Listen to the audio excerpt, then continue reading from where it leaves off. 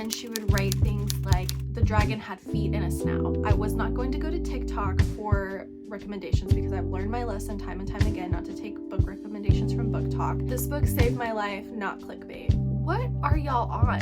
For real? Hey y'all, welcome to a new video. We are going to talk about everything that I read in the month of October. Also, at the end, I'm going to set up my TBR game and explain what that means. I do not see the vision. Like, I have no vision in my head of how I want this to look. I just wrote out the prompts and I purchased the game from eBay. So I'm gonna redo the board. It's gonna be fun. Hopefully this works out really well. But first I wanna talk about everything that I read last month. So the reason why this video is everything I read plus my TBR game chooses my TBR for November is because I only read 6 books last month. Basically, 2 of my videos got corrupted last month. I had a reading vlog and a movie watching vlog, and the videos just, maybe one day I'll have a Patreon and I'll just put it together and put it up for you guys, but you will see what I mean by the video gets corrupted. It was a mess and it put me into a reading slump. But the reading vlog was one where I read books that were dark academia, academic rivals to lovers, like that specific trope, okay? Because I love dark academia, I also love rivals to lovers, enemies to lovers. I especially love academic rivals to lovers. So I picked up a couple books from Barnes & Noble and without even knowing that they were dark academia rivals to lovers, okay? I just thought that I would like these books. And then once I realized that's what they were, I said, oh my gosh, I'm gonna make a video about this. It didn't work out, and the books that I ended up reading weren't very good, and so it just put me into a reading slump, and so that's why this last month was not the greatest reading month for me. But let's get into it. We are going to go in order of what I read. The first book I read, which was the first book for that reading vlog, was An Education of Malice by S.T. Gibson. This is about Laura, who is new to this college, and she is forced into an academic rivalry with Carmilla, brought on by their exclusive poetry teacher. Laura is new, she's young, and she was accepted into this poetry club that is only for seniors. So the girlies in this poetry club have been working all 4 years to get into this club, but Laura is so good at poetry, she gets accepted even though she's much younger than all these other girls. There is a paranormal twist in this book that had me gagged. I did not see it coming, and I really enjoyed reading that part of it. The problem with this book is that there was not enough academia. I would say there wasn't enough dark academia, but I feel like for me, the academic part was just totally missing from this book. The academic emphasis is on poetry in this book, and so many times the author would write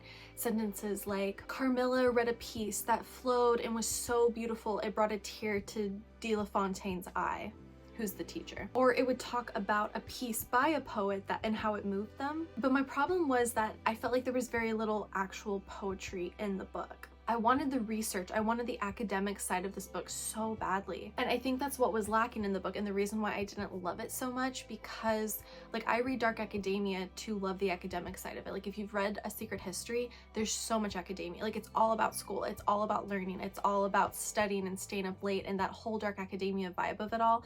But for this, it would, like, she never put actually any research into the poetry. Like she didn't pick pieces from poems, she didn't write her own poetry like for the characters to have written, you know? And it really disappointed me in that aspect because I wanted the research, and instead it was more about the relationship of the girls. So it was more about the rivalry to lovers bit of it, which wasn't bad. I definitely enjoyed that part of it, but it did not have the academic love that I wanted in here. The next book I read, which was the second book in the video idea that I had for Dark Academia Rivals to Lovers, was A Dark and Drowning Tide by Allison Saft. I have such a weird relationship with Allison Saft because her book Down Comes the Night is one of my most favorite books of all time, and then every book I've read after that of hers, I'm like, did I really like was that just like a one-time thing, or was I just like obsessed? And I don't know, like I want to reread Down Comes the Night and see if it actually holds up, because the rest of her books have been a miss for me, honestly. This was one of my most anticipated reads of the year because of what we were promised in this book, Dark Academia Rivals to Lovers. I also am in love with the cover, okay? best cover of 2024, best cover of 2024. I will give that to her. So this book, there are a lot of characters in here. Okay, they go on this academic excursion. It doesn't like explain that they've graduated from college. They might be seniors in college, but they're going on this academic excursion to find this hidden and magical spring for the king. It's supposed to like give you all this magic, give you all this power. I don't know, it really doesn't explain it, I'll be honest. Aboard the ship are Lorelai and Sylvia, our two academic rivals. They have both been jealous of each other all throughout school, and you can tell that they both feel some type of way about each other throughout the mission in this story. Allison Saft loves the grumpy sunshine trope. Okay, it's what all of her books are, honestly. They are all grumpy sunshine, and that is not my favorite. So I think that's why a lot of her books fall for me, because it's not my favorite trope. It's not my favorite romantic trope, but she does something really good in this one, and that is she hones in on the grumpy person. Okay, we are in Lorelai's mind, and she's the grumpy one in this relationship, and Allison Saft has never done that. The other people in her books, the girls whose minds we're in, they're always the sunshine and the boy's always the grumpy. But for this one, we finally got the grumpy's perspective, and I think that she wrote it really well. I really enjoyed that refreshingness about it. I think she wrote Lorelai's angst so well, and her hatred and obsession with Sylvia really worked for me. I think a lot of the imagery was written so beautifully, and then she would write things like the dragon had feet and a snout, and it just didn't work for me. There was just so much inconsistency in the writing, and I really disliked that as a reader, because some scenes, like there's one scene in particular where she talks about how she lit a match to light a candle, and it talks about how the match erupted, and then she lights the candle, she sees the smoke billowing out, she hears the crackiness of the wick burning. Like, it was just like so descriptive, and I saw it, like it was so beautiful in my mind. But then literally there's a scene where there's literally a dragon, and there's no explanation on what he looks like it's a one sentence explanation of there's a dragon, and the next sentence they kill the dragon, they get away from the dragon. Like, it was just not, it's not memorable. I don't remember a lot of the adventure in this book because the description was just really lacking for a lot of it, and I really hated that. I think that the ending leaves it open-ended enough for a sequel, and I don't want it. I don't want the sequel. I don't want to read it. I wish I liked this book better to be excited for a sequel, but when we were there at the end, I really wanted it to wrap up and just be done with this book, but I can tell she's gonna milk it. There's gonna be a sequel. We're gonna see more of Lorelai and Sylvia von Wolf. I'm over it. I just didn't have a great time reading it. I think my favorite part, honestly, was Lorelai's angst. I think that she wrote the angst really well, and I would really like her to explore that more with her future books and writing these grumpy characters, because she did a really good job with it this time. Okay, now we're getting into some garbage, because next for that video, for the Dark Academia Rivals to Lovers, I read Gothicana, and this is by Runix. Runix? I don't know how to say it. It sounds like a Wattpad author. Don't piss me off, okay, because this book was terrible. Absolutely, I'm pissed, because I had these 2 books for the video, and I was like, I want to do 3 books for this video. I was not going to go to TikTok for recommendations, because I've learned my lesson time and time again not to take book recommendations from Book Talk. So instead I went to Reddit, which is a site that I trust. I literally go to Reddit for almost everything, and someone had thankfully posed the question a while back of, you know, what are your favorite Dark Academia Rivals to Lovers books, and Gothicana kept coming up. I mean, it came up so much. I was like, this has to be good. So many people are recommending this, right? Wrong. This is about Corvina, who is new to this grand castle of school where everything is creepy and weird and eerie. A lot of spooky things happen, okay? Like her first night there, she hears a piano playing at the tippiest toppiest turret in the castle. She has to like go up this grand escalator of a stair to find out like, why is this piano being tinkled? People disappear every 5 years when they have a masquerade ball, and this year just so happens to be the next masquerade ball, so everyone is very nervous about who's gonna disappear this time. And there is a teacher who is also a student who is so gorgeous and so handsome, but his last girlfriend also died and disappeared. So like, what's up with that? There is no rivals to lovers in this book, okay? It's immediate attraction and lust upon first sight. I will say the Dark Academia Gothic vibes were there. We spent a lot of time in the classroom, we spent a lot of time studying, and there are major descriptions of the castle, of the school that we're at right now, and so the Dark Academia vibes of it definitely hit for me, but the rivals to lovers, not to mention this is technically a dark romance, which is not my thing. I have found one dark romance that I enjoyed, and it's not even one that I would really suggest to people, so yeah. I honestly enjoyed reading so much more about the castle than I did their whole relationship. The writing was bad, the professionalism was bad, the characters were bad, the story was bad, and then I went into a 3-week reading slump. And then these next 3 books I read in my last reading vlog, where I went to see how many books I can read in a 48-hour period before the month ended. So if you've seen that video, you know these books I'm about to talk about. I'll link it below if you haven't, because I go more in depth about what I liked and what I didn't like about them. But first I read The 13th Child. This is by Erin A. Craig. No, you guys don't even understand how much I needed and loved this book, because it pulled me out of the reading slump by my hair. This book saved my life, not clickbait. This book is about Hazel, who is the 13th child, and her parents can't take care of her. They don't want to take care of her anymore, so they give her up to the god of death. He teaches her how to be this amazing healer, and she eventually is able to go work for the king. There is such little romance in this book. I would have happily read 300 more pages of it to like incorporate more of the romance, but we didn't need it. Like, we really didn't need the romance in it, because she learns about love in many different ways. I think the writing was absolutely spectacular. I felt for the characters. I was scared when they were scared. I felt loved when they felt loved. I felt lonely when they felt lonely. I will read anything that she writes. I have added all of her other books to my TBR, because this is an author I feel like I can trust. I love this book so much. What I love the most about it is that I was prepared for this to be a series. Okay, I was prepared for the ending to end in a cliffhanger, and it wraps up so nicely. I had tears in my eyes. I could not believe how well this book wrapped up, because I was so ready for there not to be a conclusion. I was ready to keep going with the story, but it ended, and it was beautiful, and it was sad, and it was just like memorable, and I will always love and remember this book. Ooh, okay, next I read My Best Friend's Exorcism by Grady Hendrix. Grady Hendrix does it again by writing another terrifying novel about not believing women. This one is set in the 80s, and it's so full of humor and nostalgia. Like, I did not grow up in the 80s, but I could like feel for those people who did, and I could feel the nostalgicness that he was trying to portray through everything. Not to mention, the humor was spectacular. I was laughing my ass off. This is about a group of 16-year-old BFFs who do LSD one night, and one of their friends takes off into the woods, and when she comes back, she's very different. Things are very weird. This book really plays into a lot of the main fears of the 80s, such as Satanism, cults, rock and roll, drugs, and I think that the theme of love and friendship is written so beautifully here. There are queer tones that are very strong at the end that made me cry. I absolutely love the ending. I was sobbing when I finished this book, because the ending is so pure and so magical. He really nailed it, like took it home, and I had a great time reading it. Really fun read. And then the final book, okay, the final book I read last month was The Silent Patient by, I don't know how to say his name, and I don't care to respect him enough because I hated this book. Alex Michaelides, Michaelides, I don't know. This was my first audiobook. Okay, so they have audiobooks on Spotify now, and I would listen to this when I would go on my walks outside.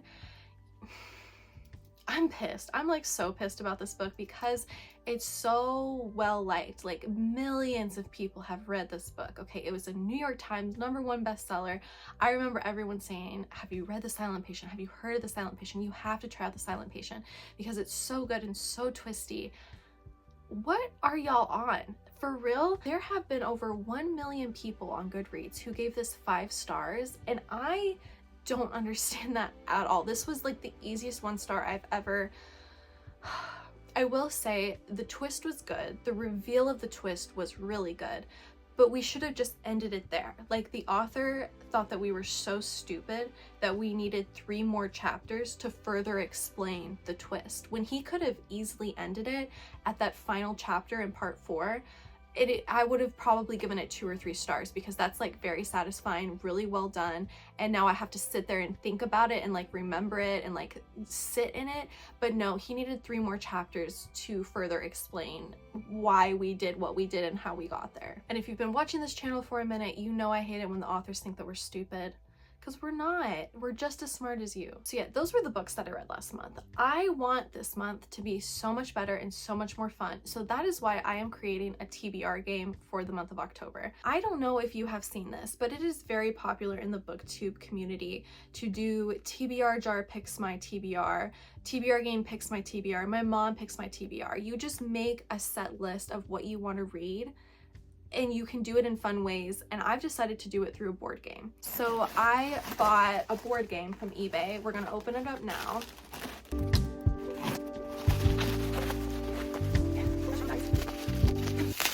Oh my gosh, he bagged it and bubble wrapped it and boxed it. What a king.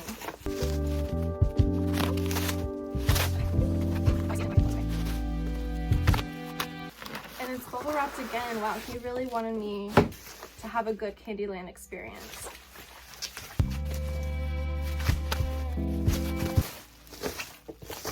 This is the OG. Okay. Millennials will know. This is the Candyland game that I had growing up, and it looks brand new. This is such good quality. I would have been fine with a really beat up vintage one. This is really pretty. Oh my gosh, it's all the original artwork. I remember this thing so well. The little story, the legend of the lost candy castle. That's so cute. And it looks like, it literally looks brand new. Like, here are the pieces, here are the instructions, here are the cards. Let's look at the board. Oh. Okay, I have a question for you guys. Thanks, Pancake. Pancake, stop it. No, you can't step on this.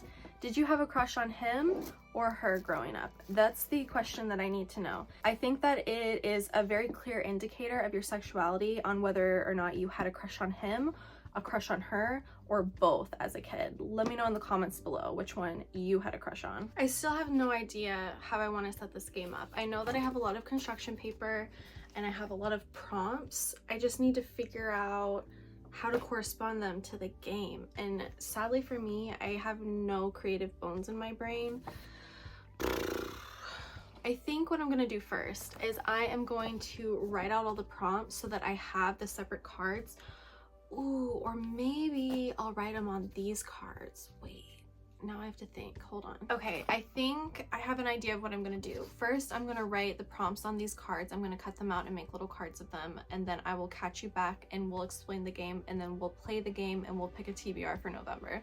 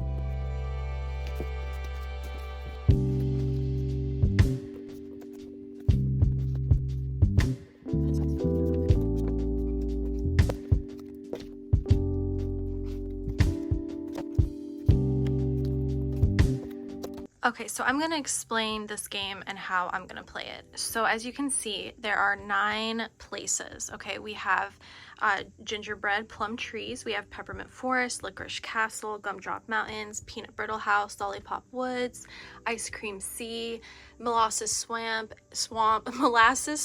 girl, and then candy castle. Okay, so what we're gonna do is we are not going to play with these cards. I'm so sorry. It's just, it would take too long because, like, you'll see. What we're gonna do is we are going to roll a pair of dice. This came from my Bob's Burgers Clue game, so thank you to that. So what we're gonna do is we're gonna roll the dice, and I rolled a 6. So we're gonna start right here. So 1, 2, 3, 4, 5, 6. So I have sectioned these off. I did the math. There are 135 spots divided by 9. That basically means that each location gets 15 spots. Hopefully that math is not going to embarrass me. But yeah, so we are within the first 15 right here. We are in the gingerbread plum trees. So what I would do is I would pick this one up. POC authors. So I have to pick a book written by a person of color, whether that is in my Kindle or on my extensive physical TBR. Okay, let's play. Whoa, okay, that one didn't count. 5. 1, 2, 3, 4, 5. So I'm gonna go up to the Rainbow Trail, which means that I don't know the borders. Hold on, what are these borders? Okay, because from here to here, okay, so I'm right here. Is this Licorice Castle? Hold on. So this is Gumdrop, this is Peppermint. Yep, this is Gumdrop Mountain. Okay, so we're in Gumdrop Mountain. Author you've read before. Okay, let me see what I have here that I've read before. Okay, I have not read any of these authors before in my physical TBR. I know I have something. Okay, perfect, exactly. Okay, this is easy. First one I saw. Okay, so this book was like on sale on the Kindle. It was literally like $1.99, and so I just picked it up. This is Evocation by S.T. Gibson. I have read 2 S.T. Gibson books before. I read Dowry of Blood, which I really liked, and then An Education in Malice, which was like kind of mid. So I got this. This will definitely be on the list. I want to write this down too. Let me write it down. Okay, 1 book down. I think I want to pick 7 or 8. I think that's a good number. Let me also add this to a collection. Okay, so I created a collection for November TBR, so any books in the Kindle that I pick will go into that collection. Let's pick our second book.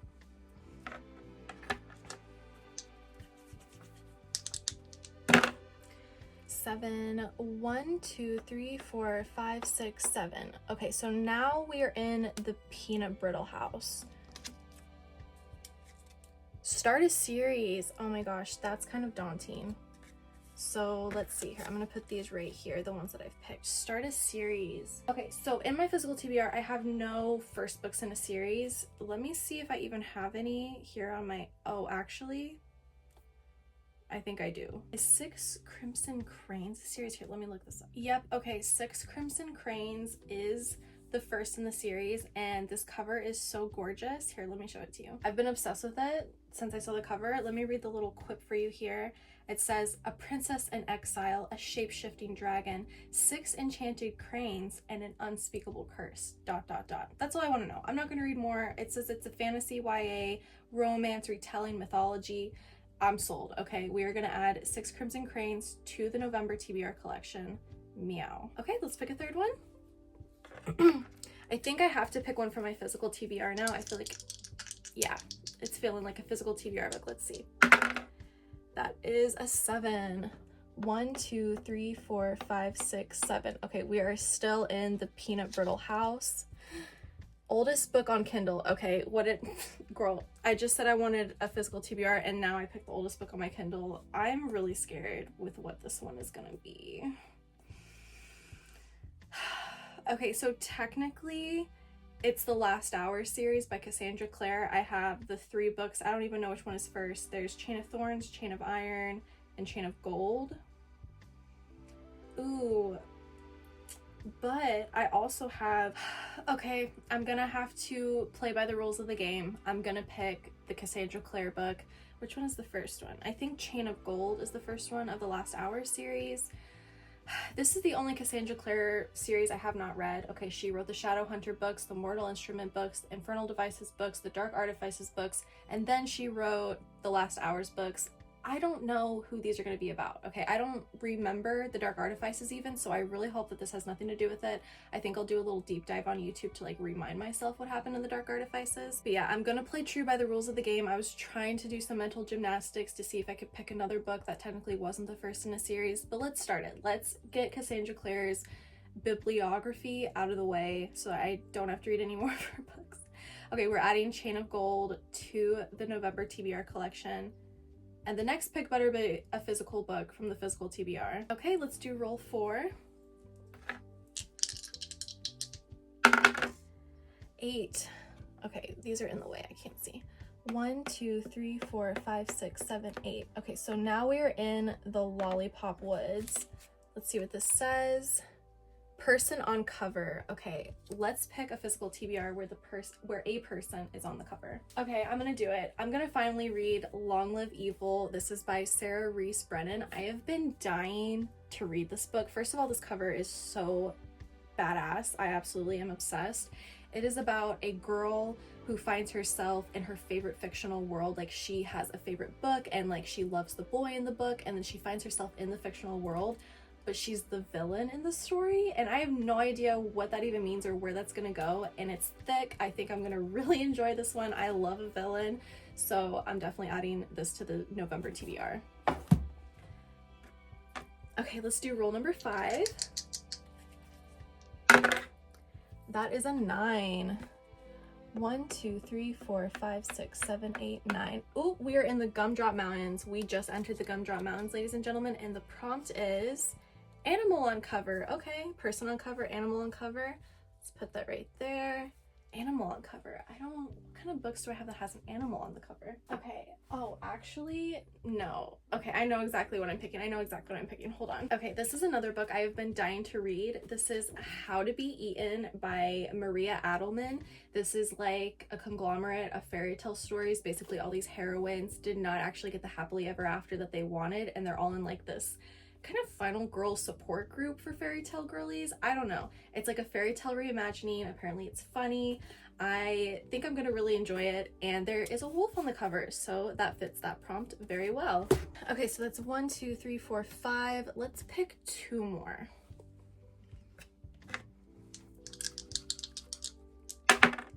For 1, 2, 3, 4. Okay, that's still the Gumdrop Mountain. This is the last one for the Gumdrop Mountains. We have a nonfiction book. Girl, do I even own a nonfiction book? Oh, I do. Okay. I have been wanting to read this. I don't know what it's about. Wait, is this nonfiction? Yeah, I think it is. Let me look it up on Goodreads first just to make sure. Yeah, okay, we won. This is a historical nonfiction. It's called A Delusion of Satan.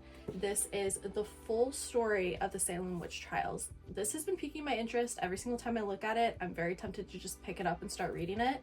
I'm really interested in what it has to say. I think this cover is really badass as well, just kind of freaky but also really cool. I'm really excited to learn the full history of the Salem witch trials, and hopefully this will be a good companion for that. Okay, let's pick, I don't know, 1 or 2 more. Let's pick another one and see how I feel, if that feels like a good enough TBR, because the thing is I have a Cassandra Clare book on this TBR now, and we all know her books are like 900 pages long, so I don't want to be too overzealous in thinking that I can read all this in a month. But let's see. 7. Okay, let's move this down here for now. 1, 2, 3, 4, 5, 6, 7. Oh, we're still in the Gumdrop. What is this? What place is this? I don't know. We're still here, but there are no more cards, so I think we're gonna roll again. Oh no! Okay, that roll did not count because the dice fell, and it has this silly little Bob's Burgers clue thing. I don't know what that signifies, but it doesn't work for us here. 11. 1, 2, 3, 4, 5, 6, 7, 8, 9, 10, 11. Okay, that is definitely within the ice cream sea. And the prompt is something you've read before. Wait, I've been wanting to do this one because there are so many books I have here that I want to reread. Okay, let me take a look at my library 1 second. Okay, I have a lot that I could have picked. I have a lot of really good books here that I want to reread that I really enjoyed, but I cannot stop thinking about Juniper and Thorn by Ava Reed. I can't even talk about it, how much this book means to me. I love a bad girl. Okay, I love a girl who is not conventional, and Marlinchin is definitely not conventional. This is another fairy tale reimagining of the Juniper Tree, which I've never read, so maybe I'll do a companion read and I'll read the Grimm Brothers fairy tale. I think they wrote it, I don't know, but whatever the fairy tale is of the Juniper Tree, and then I'll read this just to like have a little bit more knowledge about it. I love this book so much. You guys don't even know. If you have not read it and you're a fairy tale girly, this needs to be on your TBR ASAP.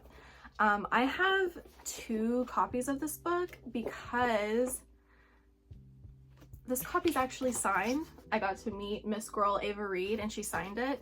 I don't know if I want to read this one. I think I will read this one and mark it up. I think I'll do a fun annotated reading of this one and make notes and put tabs in and just have a really good time rereading one of my favorite books. Okay, I'll be honest, I want to roll again because we are so close to the end of the board. But I have so many books here. I have these 4, and then I have a Cassandra Clare book. I have 2 others in the collection. Let me look at the collection. Yeah, I think I'm gonna stop there because I know 6 Crimson Cranes is gonna be chock full. I know The Last Hours is gonna be huge. I think Evocation will be pretty quick. S.T. Gibson writes like really fast-paced books. And then I have all these as well, including the nonfiction, which might take me a hot minute. So I think that is going to be the TPR, yes girl, that's what it's called, the TBR for November. How's this look? I think this looks really good and really fun. I'm really excited to read a lot of these. I might start reading one today. So anyway, yeah, that was the TBR game. I hope you guys enjoyed it and I hope you understood it. I hope it's simple enough to understand. I had a really fun time making it. Thank you so much for watching this video. I really appreciate your support. If you've not subscribed, consider subscribing. If you are a return viewer, thank you so much. You are my favorite. And I will catch you in the next one. Bye. You want to say bye? She does not want to say bye. She wants to keep filming, but we're gonna go. I'll see you in the next one. Bye.